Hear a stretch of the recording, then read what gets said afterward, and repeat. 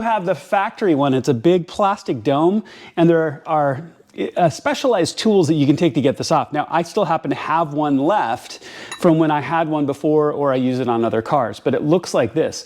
You can also use one of those oil filter ratcheting wrenches where it's got the strap to get it off. It isn't on very tight. I've even done it by hand a couple of times. If you can really get a good grip on it and turn it, it will start to turn. But I just wanted to point out the differences here really quickly, because obviously mine is a little bit different, but the process is going to be exactly the same. We're going to take your existing cap off. There's a post in the center that we're going to take out.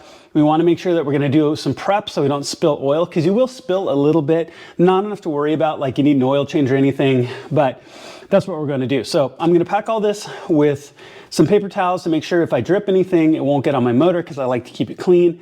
And then we're going to take this existing one off. Again, use that specialized tool, potentially even crank it with your hand, which mine will start to turn just a little bit. And then we're going to put on the new one. All right, so let's talk about our prep work here really quickly before we do it.